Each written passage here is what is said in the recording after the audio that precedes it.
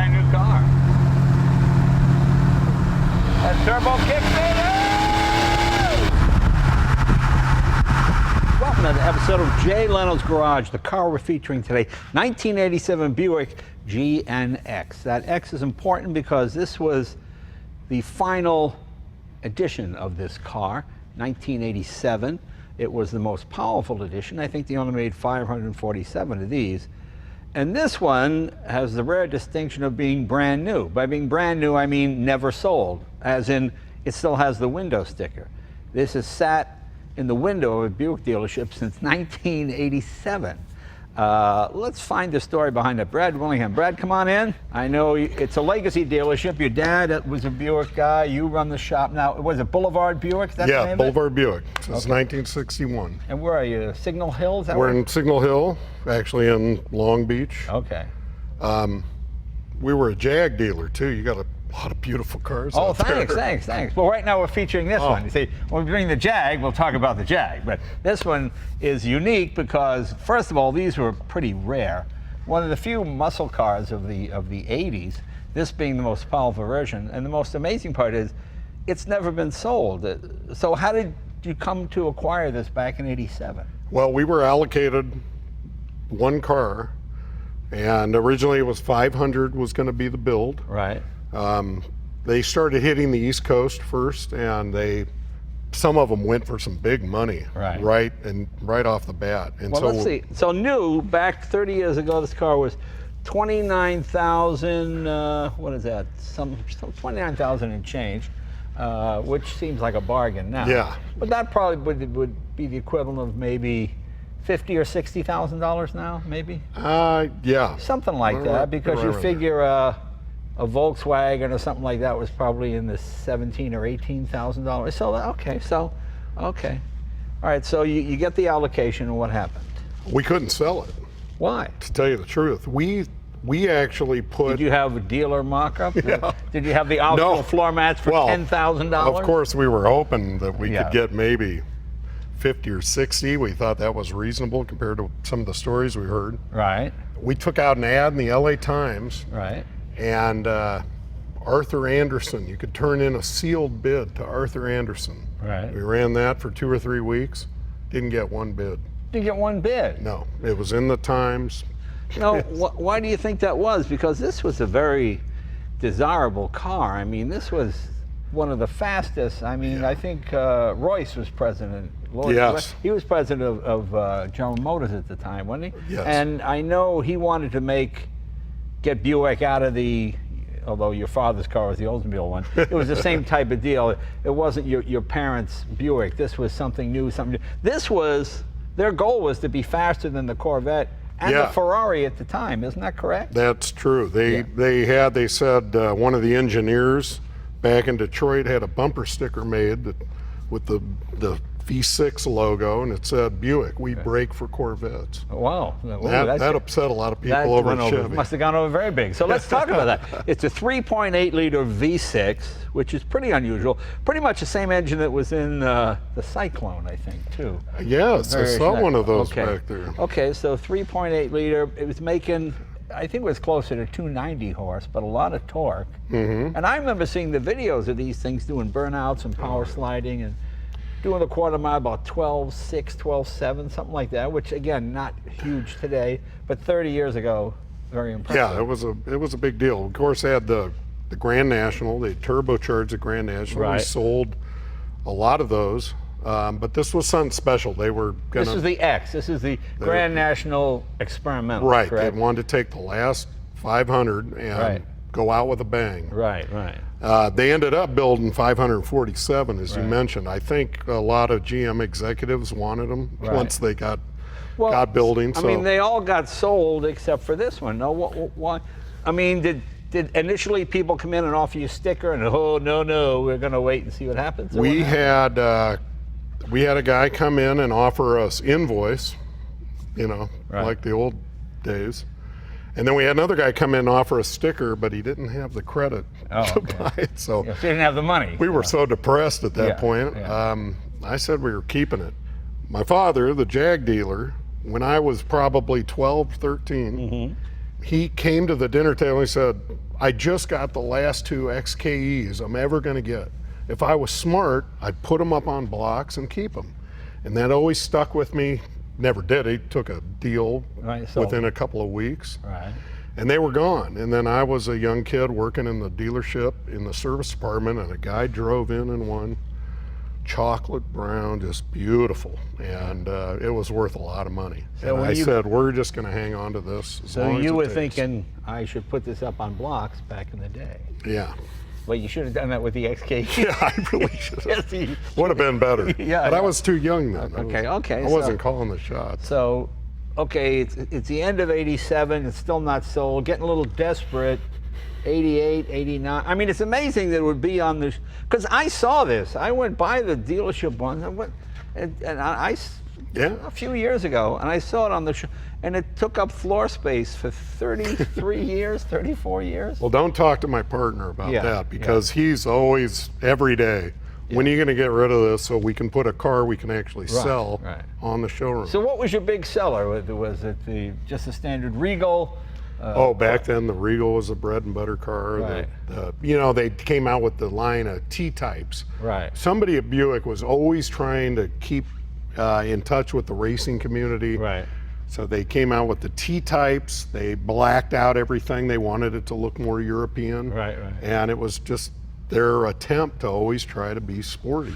Okay. So now it's actually for sale. Is that correct? I think we're ready to let it go. Well, what was your last offer? Was it that guy back in '87? Was that the last offer? No, not the last real offer. We had recently a group out of Canada that took a hard look at it. Yeah. Once they figured out how they were going to get stung with the exchange rate, I think they changed their mind. Rate.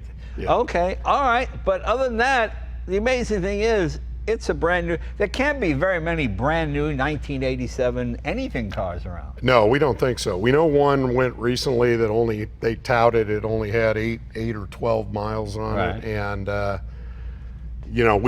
actually had this in some car shows. It has 184 miles on it today, pretty much all put on by me. Okay. Because I was the only one who would drive it. Right. But then I was too scared to drive it up here today. Yeah. Get it on the freeway now.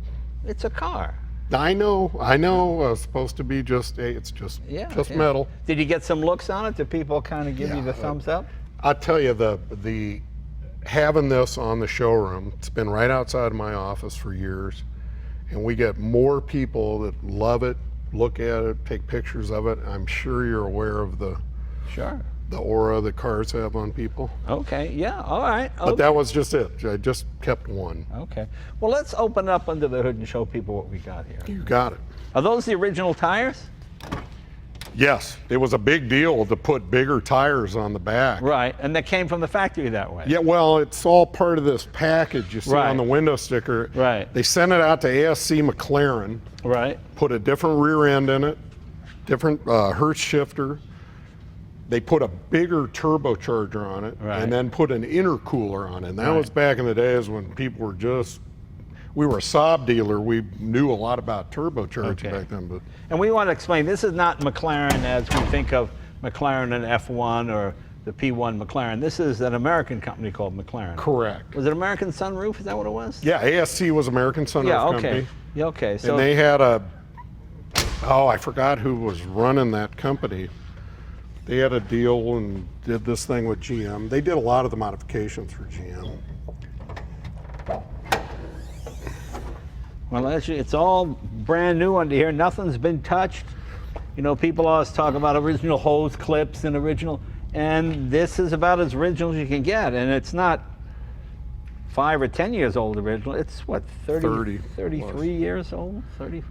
It has a new battery. Okay, you gotta get a new battery. Yeah. I don't think the air conditioning is going right now because all of the old R12 had leaked out of it. Okay. And so you just have to recharge the air conditioning. Yeah, I don't know if we want to change that or not, or keep it original. All right, but it's just it seems like this is something a collector would go nuts for. Well, we sure hope so. Yeah. We've kept it long enough, and I think it's time to finally let it get out there. I did have one guy call me once, and he said, I want you to know that this car, I'm going to have it for my personal car. I'm going to drive it. I said, well, I really don't care what you do with it. But he couldn't wait to get it out on the road and make it his car. And it's a little dangerous to drive. And what happened to him? Oh, never heard back. Never heard back again. Okay. Well, it is fast. I don't know how fast it is compared to some modern cars like the Hellcat and the new Shelby Mustang, but it certainly holds its own. And of course, being a V6 was unique back in the day. I mean, America was not known for even today. No. You know, I got my Ford GT, a V6. What's that? Well, it won Le Mans. That should be good enough, and that kind of quelled all the rumors. And this one certainly blew off its share of Corvettes and Porsches and stuff back in the day. And that was a bulletproof block. Yeah. They used on a lot of cars for a lot of years. So yeah, we're really proud of that. Very cool. All right, let's see. And it's got like that interior, which is kind of, you don't really see it anymore. That kind of 80s. The two-tone? Well, I used to call it mouse fur, but I guess it's not mouse fur. But that two-tone velour type deal. Yeah, it wasn't leather. If you were a good dealer and wanted to make some money, you'd take a regular Grand National, you'd send it out and get leather put in it. Right, right. But no, this was all original. So a lot of dealers did that, huh?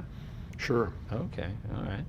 And obviously it's an automatic. I assume it's a 4-speed, not the 4-speed transmission. Yeah, that was 3-speed was long gone by that time. Power windows, tilt. Power windows, tilt, cassette player. And power driver's seat. And power's driver's seat. Too bad you can't get cassettes anymore. You know, I mean, at my age, 87 was not that long ago, but it's... No, I know. But it is. It is a long time ago. And they were all black, weren't they? Yes. Yeah. Especially the X's. Well, they're yeah, all the GNXs were black. Right, right. The real Grand National was also all black. Right.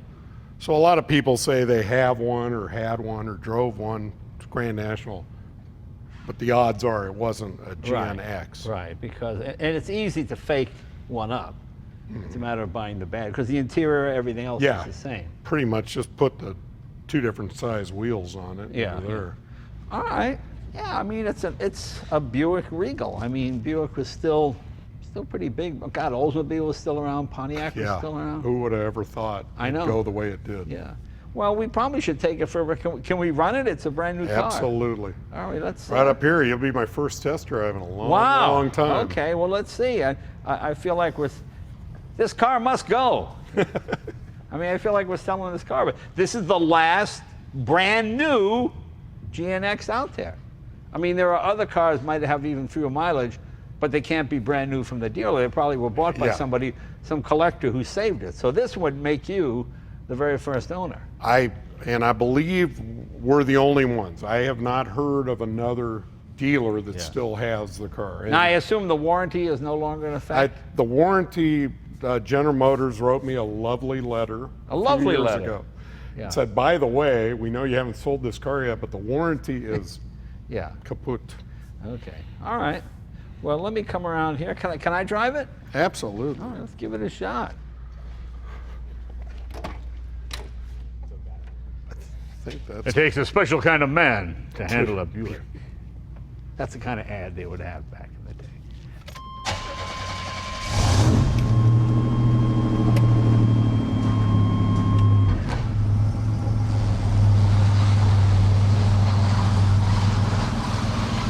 Suddenly, it's 1987. Hey, I think Magnum's on. I mean, the thing that makes it unique is it's a brand new car. Hey, that turbo, turbo kicks in, you feel it. But this is, you know, I can't think of any other muscle cars from the 80s. No, and it was definitely when Vet was at a low point. You mentioned Lloyd Royce was running GM back then. Well, Mark Royce. Right, his son. He was just at the store doing. Is that right? He was giving my dad his 50-year dealer award. Oh, is that right? Yeah, and your saw dad's still with us? Yep. Oh, that's great. How old's your dad now? 90. Wow. Like, we might have to call him if I tell him we're selling this, because he always says, well, that's my car. I said, but no, I'm the one who decided to keep it. So he opened the dealership in what, 61? 1961, he bought in with Charlie Campbell. Okay. And that's of the Seabiscuit descendant. Charlie Campbell married one of the Tuttle girls. Okay, I didn't know that. Yeah, we go way, way back. That's interesting. So the president of General Motors stops by the dealership to give you the 50-year award. Yeah, and so he saw the car. He said, "Now, when you let that go, make sure you call me." Yeah. Well, you know what's great now? I love that GM is being run by engineers. Mark Royce is a real car guy. He's not a bean counter guy. He's not a marketing guy. He's an engineer. He's always taking cars out to the track and flogging them, and yeah, it's really pretty cool. Absolutely, we couldn't be happier with that. Yeah, he really knows his stuff, especially with Corvette. He was at the garage with me with the. He came by for the Camaro, the Z. Oh, okay. Yeah, and that thing was fantastic, and it's all him, God, this thing drives like a brand new car. Who would have guessed? It's not like I rolled back the odometer or anything. No. I used to work at a dealership when I was a kid, and we called those odometer recalibration. Ah. Yeah.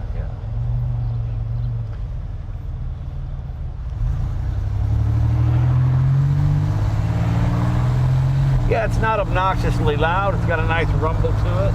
Seats are comfortable. No armrest. Oh, there is. I guess they didn't want you to relax. Yeah, I guess there's no armrest in it. So how much more expensive was this than the Grand National? It was an $11,000 option to have all this GNX stuff. That's a third the price of the car, isn't it? Yeah, it was 17, I think it says on the sticker, a loaded Grand National. They put another 10.9 on it. Wow. You know how David Dunbar Buick made his money? He invented porcelaning for bathtubs and for sinks. The porcelain on the... That was it. Then he went in the car business and found a pro. So does this go back in the showroom after the video is done? Yeah, I like to be able to keep an eye on it. Yeah. This thing is still being broken in, isn't it? Yeah. Obviously, we didn't do any burnouts today because it's a brand new car, but it runs very nicely. I mean, if you're a collector and you're looking for a GNX, you can't get better than this. It's never been sold. So whoever buys it next to the original owner, correct? Absolutely. Well, Brad, thank you very much. If people are interested, then go to that website, right? Yes. All right. Thank you, Jay. We appreciate it. I just thought people might get a kick out of it. You get to see what a car was like the day it rolled off the factory floor. No modifications. Nothing different. All you did was change the oil and keep it up. So, Brad, thank you, my friend. Good luck. Pleasure. All right. Yeah, we'll stomp on it one more.